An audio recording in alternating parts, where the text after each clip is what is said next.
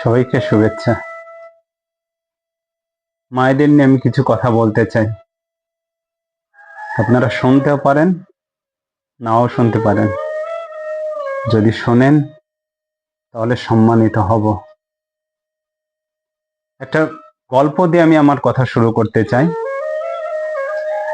একটা 8-10 বছরের ছেলে দৌড়ে এসে বলছে, মা মা।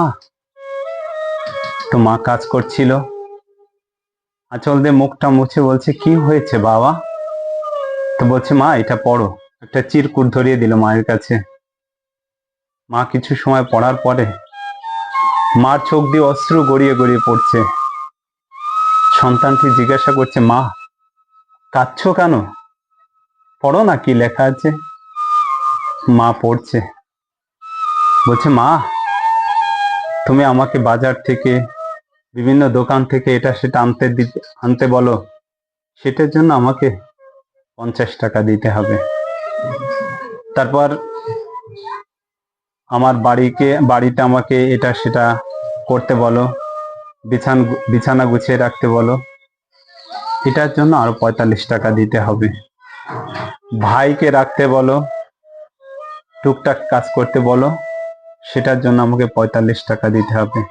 এভাবে মোট 250-300 টাকার একটা ফর্দ মার কাছে ধরিয়ে দিয়েছে। মা পড়ছে আর কাঁদছে। সন্তানটি বলছে, মা কাঁদছো কেন, কিছু বলো।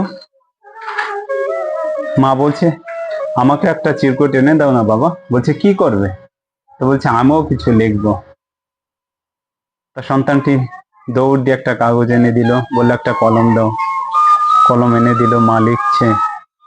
বলছে, বাবা তোমাকে আমি 10 মাস 10 দিন গর্ভে ধারণ করে যে অসহ্য যন্ত্রণা আমি ভোগ করেছি, সেইটা সমান বিনা পয়সা। তারপর তুমি যেদিন পৃথিবীর আলো দেখলে, আমি 57 ইউনিট কষ্ট পেয়েছিলাম, যেটা 45 ইউনিট কষ্ট পেলে একজন সুস্থ সবল পুরুষ মানুষ অজ্ঞান হয়ে মারাও যেতে পারে। আর আমি যে কষ্টটা পেয়েছিলাম, সেটা সমান বিনা পয়সা। তারপর বহু দিন বহু রাত আমি ঘুমাইনি, রাত্রে তোমার ডাইপার পাল্টাতে হবে বলে তুমি কষ্ট পাবে, সেটা সমান বিনা পয়সা।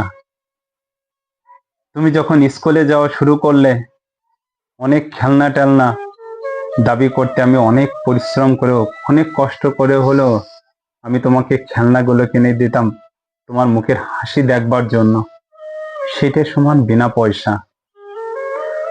তারপর অনেক বাড়ি থেকে নিমন্ত্রণ আসতো, তুমি স্কুলে থাকতে আমি সেসব নিমন্ত্রণ বাড়ি যাইনি ভালো খেতে হবে বলে, কারণ ভালো খাবারগুলো তোমাকে ছাড়া আমার গলা দিয়ে নামবে না, সেইটা সমান বিনা পয়সা।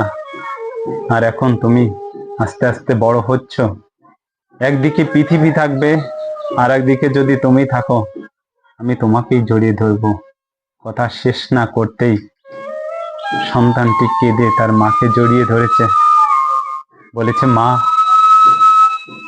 আমি আসলে কখনো এগুলো বোঝার চেষ্টা করিনি। আসলে মায়ের ঋণ কখনো পরিশোধ করা যায় না মা, তুমি আমাকে ক্ষমা করো মা, আমি আর কিচ্ছুই তোমার কাছে চাইবো না। মা কাঁদতে লাগলো। ছোট্ট একটা গল্প আমাদের অনেক কিছু শিখিয়ে দিয়ে যায়। বিষয়টা হচ্ছে, সন্তানের জন্য যখন এত কিছুই করছেন, তার একটু ভালো করে করুন, আর সন্তানকে বুঝতে দিন যে আজকে সারা দিন সকাল থেকে সন্ধ্যা সন্তানের জন্য এত পরিশ্রম করছেন, তার মুখে হাসি দেখবার জন্য অনেক পরিশ্রম করছেন। বাবা অনেক পরিশ্রম করছে সন্তানকে সুন্দর একটা জামা কিনে দেওয়ার জন্য। এগুলো যদি না বুঝতে দিন, তাহলে ওরা ভাববে এগুলো ফ্রিতে আসে, এগুলো এমনি এমনি আসে। আমার কাছে অনেক মায়েরা আমার কাছে আসে, আমি 10 থেকে 18 বছর ছেলে মেয়েদের নিয়ে কাজ করি, এসে বলে ছেলে মেয়েরা কথা শোনে না, বলে তোমরা কি বোঝো, আমার জন্য কি করেছো, আমাকে মোবাইল কিনে দাও, আমি পাবজি ফ্রি ফায়ার খেলবো। তো বিষয়টা হচ্ছে, সন্তানদের উপলব্ধি করাতে হবে তাদের জন্য আপনারা কি করছেন, এত কষ্ট করছেন, তাহলে হয়তোবা তারা উপলব্ধি করতে পারবে, বুঝতে পারবে, বড় মানুষ হবে। এভাবেই সভ্যতার বিবর্তন হয়, পৃথিবী এগিয়ে যায়। ধন্যবাদ সকলকে।